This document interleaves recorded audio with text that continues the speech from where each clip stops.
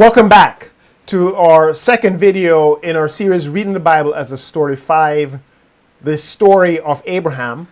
In this video, we're going to be exploring Abraham's call to leave from Ur to Canaan, which God calls him to, which we refer to as the Promised Land.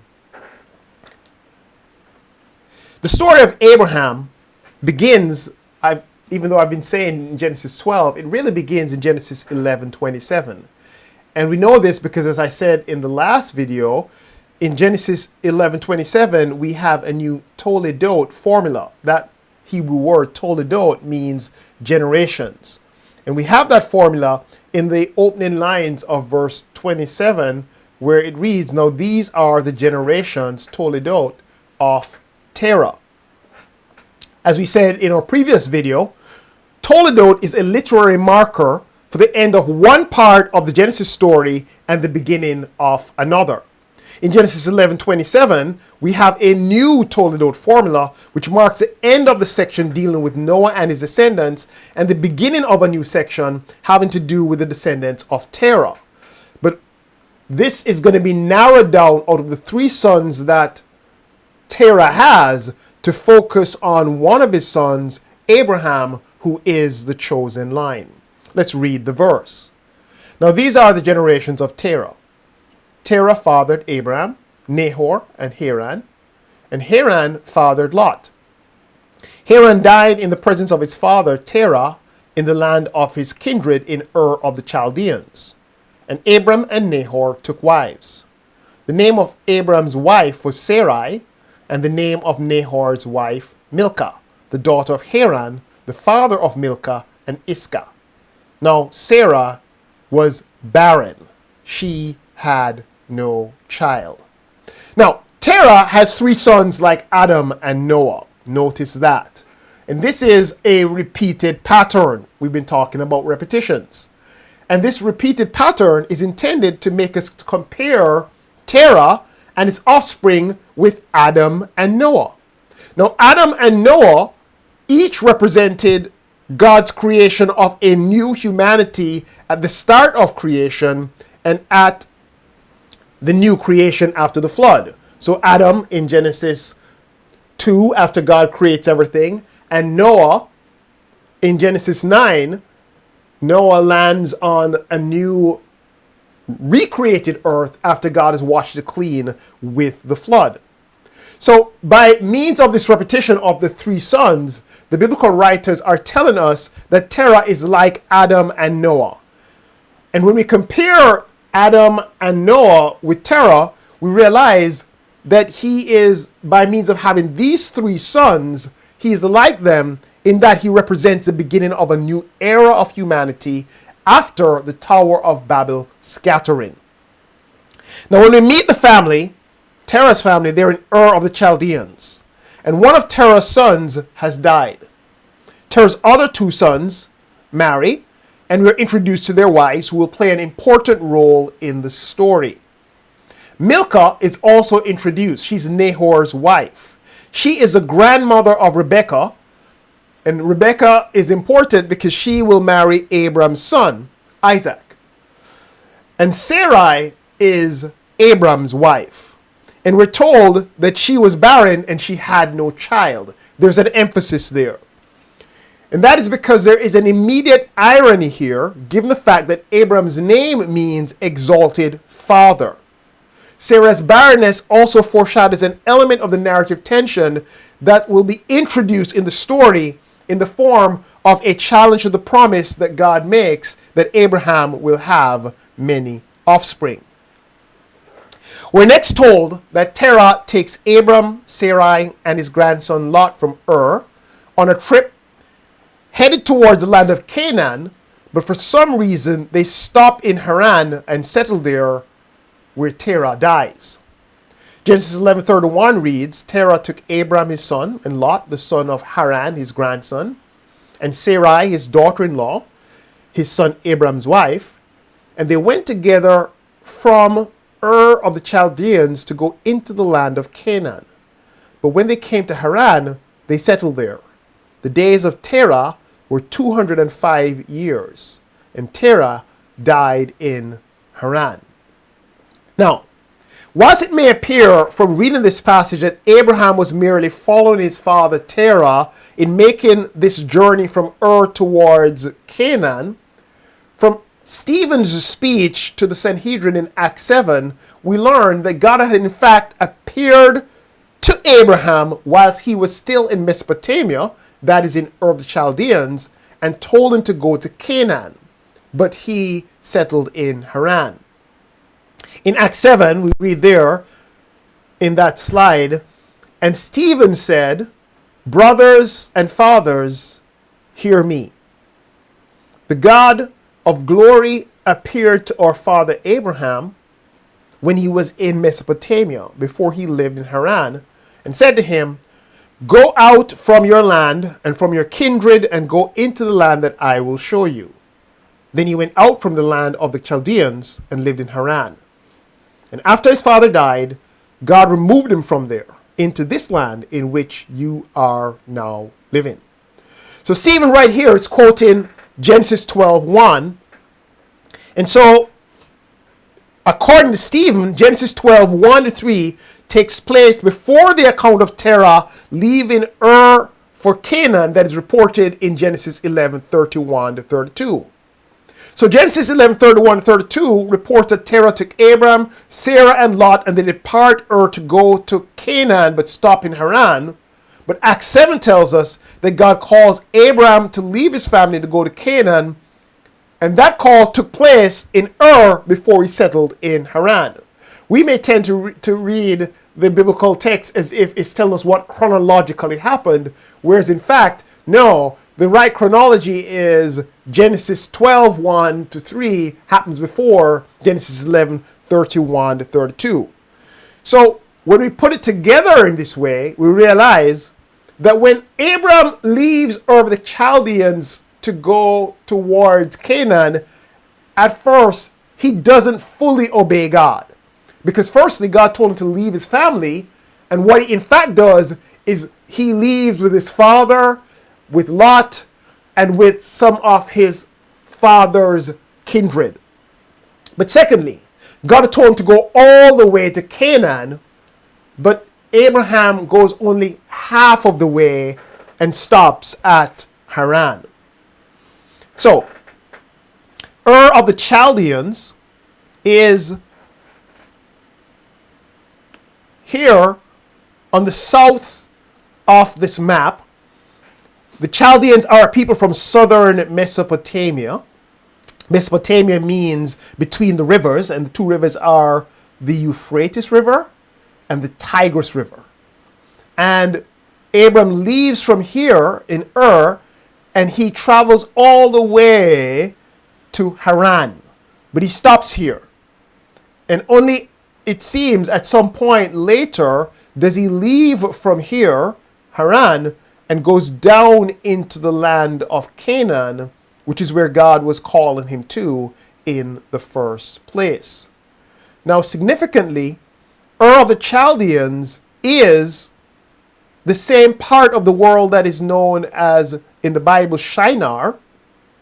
It is the place in Mesopotamia where the Tower of Babel incident is recorded in Genesis 11:1-9.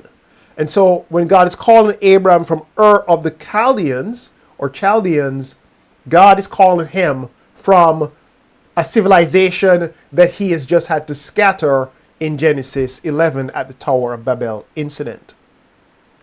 Now, Genesis 11:1-4 tells us that after the flood, the descendants of Noah went east and settled in a plain in Shinar, where they started to build a city and a tower at Babel. The verse reads, "Now all the earth used the same language and the same words. And it came about, as they journeyed east, that they found a plain in the land of Shinar and settled there. And they said, 'Come, let's build ourselves a city and a tower, whose top will reach into heaven. And let's make a name for ourselves. Otherwise we will be scattered abroad over the face of all the earth.'" Now, I want to emphasize right here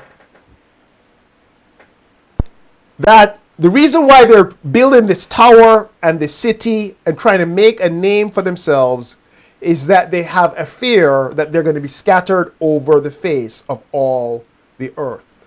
I want us to notice their fear and their desire to make a name for themselves and to build a city with a tower is an antidote to that fear. So, just to orient us a little bit,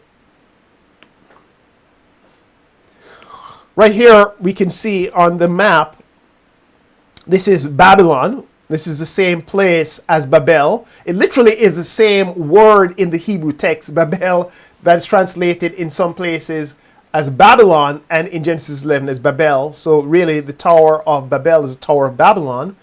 And it is in this region of the world called Shinar, which is roughly equivalent to ancient Sumer.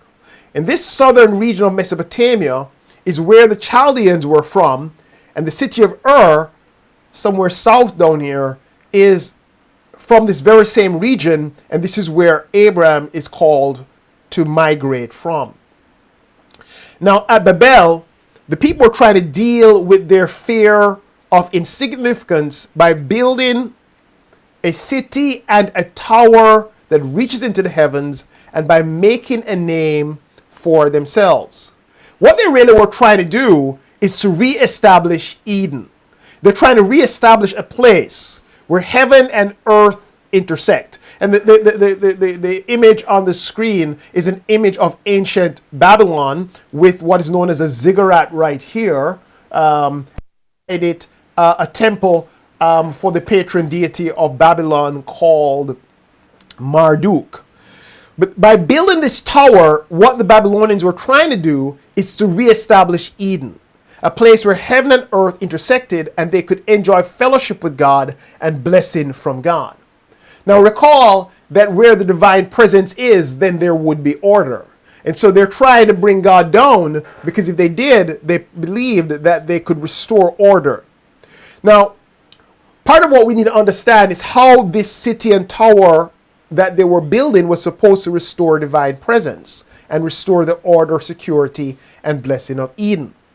In the ancient Near East, cities were walled enclosures that offered security, and the earliest records of city formation and human civilization are actually found in Sumer in southern Mesopotamia, which is the same part of the world that the Bible refers to as Shinar or Babylonia.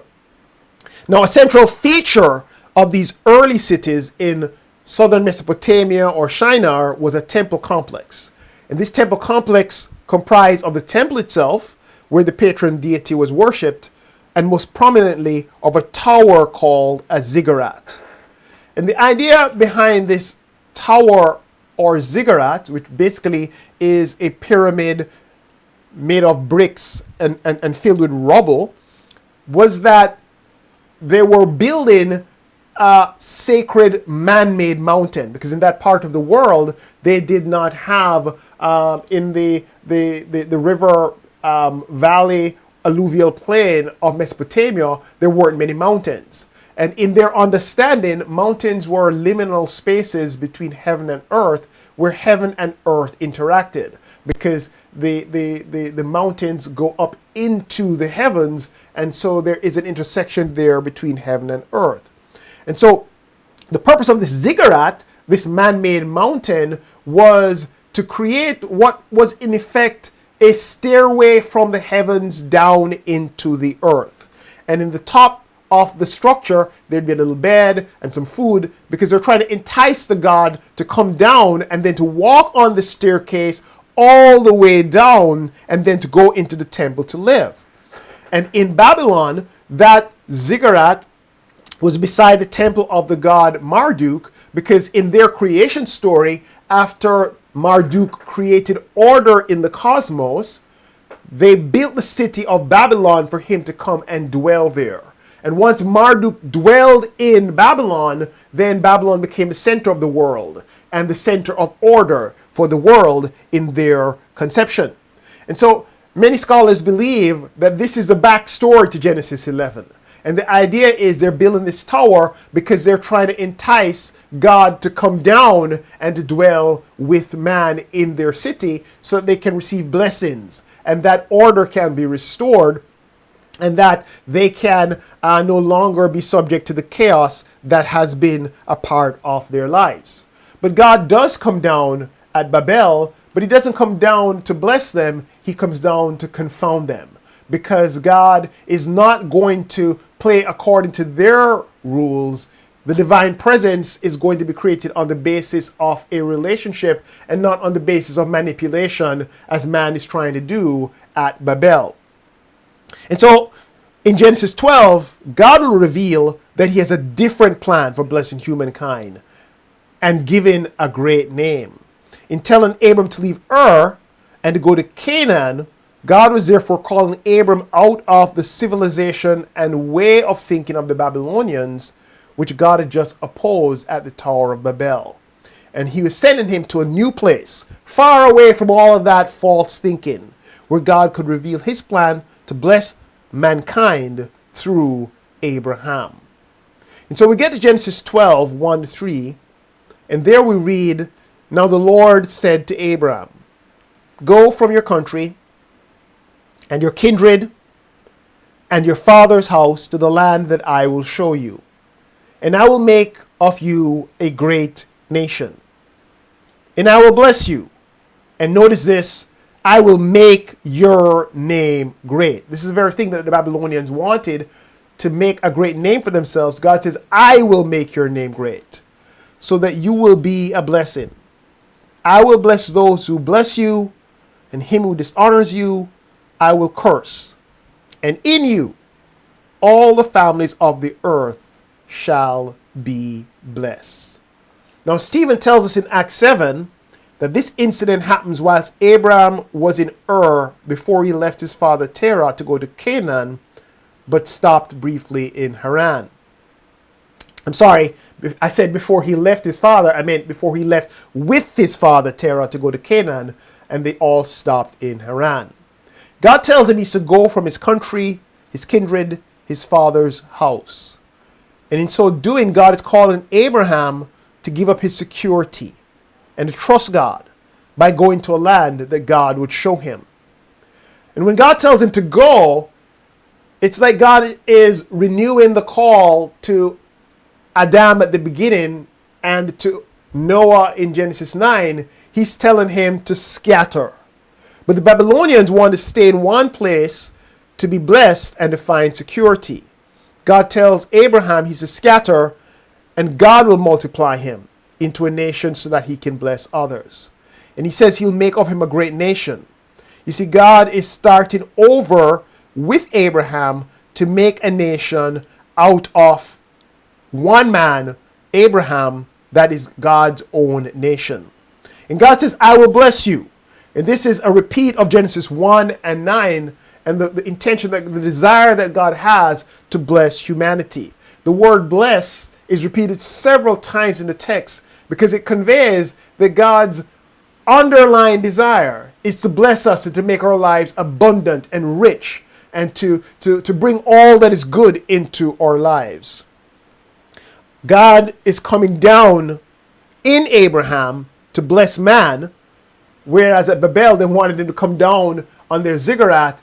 He doesn't come down in that way, but he comes down through relationship with Abraham to bless all mankind through Abraham. And he says, "I will make your name great," which is what the Babylonians wanted.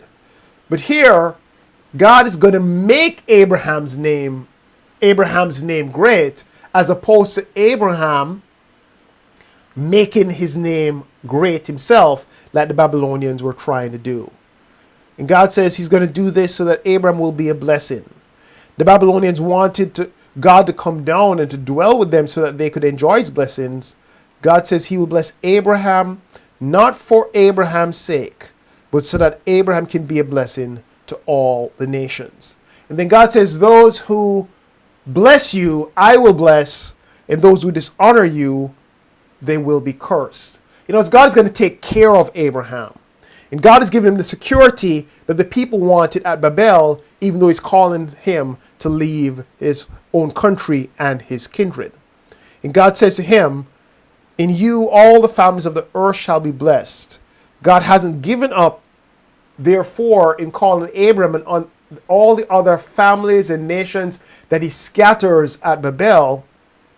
But God is instead going to now work through Abraham.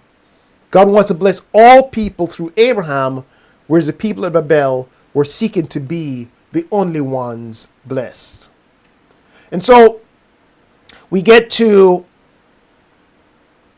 Paul Borgman's connection of this, I will make your name great, in Genesis 12, with the Babylonians in Genesis 11 saying, let us make a great name for ourselves. Borgman says, I will bless you, he's quoting Yahweh here, and make your name great, God says. It's a promise that contains a challenge. Abram is to leave homeland and family, and the quest for a name, God says, leave it to me. Abram can relinquish home and the normal Babel-like quest for name or not. The two stories, Babel's and Abram's, are linked by the name game and what lies at the heart of all human ill. This fear-filled urge to count for something, to have a place in the sun. You leave, God says, and I'll give you something better. But it's not about you, alone or even primarily. It's that all the clans of the earth through you shall be blessed. I think we're here at the very heart of this story of Abraham. Like him, we all want to have a great name. And the idea of having a great name is the idea of significance. In the ancient Near East, you had a great name by having sons who would carry on your name. And the fear was that if you died without leaving sons, then your name would be blotted out. You would not be remembered. It would be as if you did not live. And this fear of death resulting in insignificance is at the core of our striving in human life. It is behind the Babylonians trying to build this tower by which they can ascend up into the heavens. But God says to Abram, I will make your name great. But not only will I make your name great, it's not about you and you having a name that is great for yourself. I am going to bless all humanity through you. And so this idea of significance is not about me, myself, and I, but it is about the impact that we can have on others. And this is what God is trying to do through Abraham. And so the story of Abram's family and the nation that God makes out of him is the story of the rest of the Bible. It is also our story if we are Christians. In Genesis 12 and verse 4, we read that, so Abraham, in obedience to God's call, went, as the Lord had told him. And Lot went with him. Notice that. He was supposed to go and leave his family, but Lot goes with him. Abraham was 75 years old when he departed from Haran. And Abraham took Sarai, his wife, and Lot, his brother's son, and all their possessions that they had gathered, and the people that they had acquired in Haran, and they set out to go to the land of Canaan. When they came to the land of Canaan, Abram passed through the land to the place at Shechem, to the oak of Moreh. At that time, the Canaanites were in the land. Now, Genesis 11:26 tells us that Terah became the father of Abraham, Nahor, and Haran at age 70. But Genesis 11:32 tells us that Terah died at 205 years old. Well, here in Genesis 12:4, we're told that Abram was 75 years old when he set out from Haran. Now, if he was born at 70, 75 years later would mean that Terah was 145 years old when Abraham leaves from Haran to go to Canaan. However, we know that Terah died at 205 years old. And therefore it would seem that Abraham left Haran 60 years before his dad died. There is another view, however, that Terah started having sons at 70, but he didn't have Abram until 130. And so it was after his father died that Abraham left Haran for Canaan. I think the first view is a little bit more believable from my perspective. In any event, we're told in 12:6 that the Canaanites were in the land. And what we're being given here is an indication that it was not yet time for Abraham to take full possession of the land. God's schedule and ours are two different things. God promises him the land, but it's going to be some 400 and odd years before the full measure of the Canaanite sin is reached and God will expel them from the land. Sometimes what God promises us will not take place in our lifetime on earth, as we will discover in Abraham's life and story. In verse 7, then the Lord appeared to Abram. This is the second visit or appearance, and he says, to your offspring I will give this land. So Abram built there an altar to the Lord, who had appeared to him. From there he moved to the hill country on the east of Bethel and pitched his tent with Bethel on the west and Ai on the east. And there he built an altar to the Lord, and he called upon the name of the Lord. And Abram journeyed on, still going toward the Negev. So God now explicitly promises Abram this land. In other words, Abram has got to go to the land. And when he goes and God shows him the land, God tells him that he's going to give the land to his offspring. And what Abram does is he walks through the land, and what he's doing, he's staking claim to the land. And part of what he's doing is he's pitching a tent, and the tent is meant to make us think of the tabernacle, which is a tent. And he's also setting up these altars. What he's doing is he is inviting divine presence. He's marking the places where God has appeared to him, and there is divine presence in this land. And he's calling as well on the name of the Lord, which is similar to Genesis 4:26, which tells us at that time men began to call in the name of the Lord. And so he's reaching out for this divine presence out of which and through which God is going to restore order. And so we have a token of God's presence being reestablished. Interestingly, Abram's 3-stop journey through Canaan, from Shechem to Bethel to the Negev, prefigures the journey that Jacob is going to take, his grandson, but also Joshua will take eventually as the land is conquered and God gives actual possession of the land to his people. And so Abram is foreshadowing what God is going to do eventually in giving the promised land to his descendants.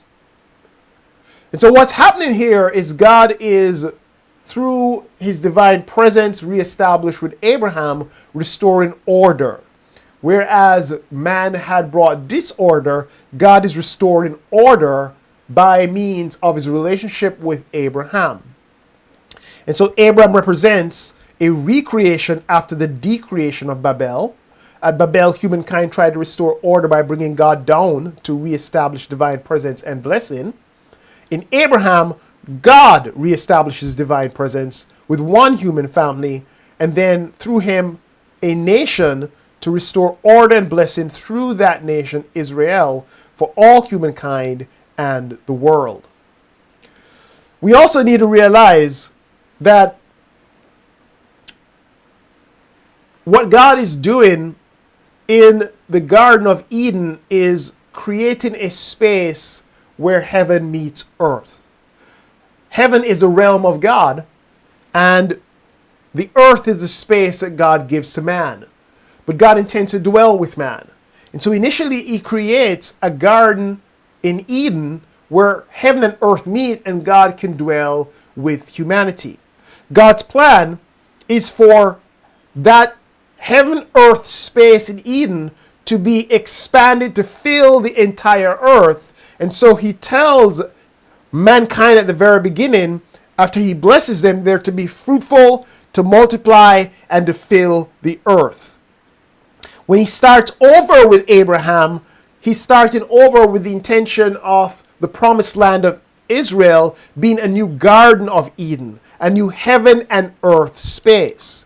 But God's intention also is to expand that so it fills the entire earth.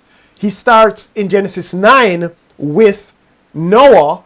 He repeats to Noah the same commission that he gave to Adam, which is be fruitful, multiply, and fill the earth.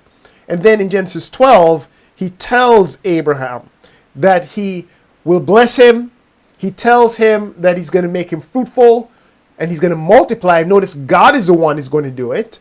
And then he tells him, instead of that he's to fill the earth, he tells him that he is going to bless all the nations of the earth in Abraham's offspring. And I think the idea here is God is going to infiltrate the earth, because he's not going to wipe out humanity again. He promised Noah that he would not do that after the flood. So though sinful humanity is on the earth, the plan is that God is going to infiltrate all of humanity and the entire earth with blessing that flows through Abraham, through a new people that reflect God and the blessing that he wants to bring. So, we're back at the start of God's plan to bless humanity and to expand heaven and earth to all humanity, as we were at Eden and we were after the flood. We have a new creation. We have a new humanity. We have a new heaven and earth space to expand from to the entire world. But we've been here before. And so I'm sure you can figure out what is going to happen next in the story. That's where we will turn to next in our next class as we examine Abraham in Egypt.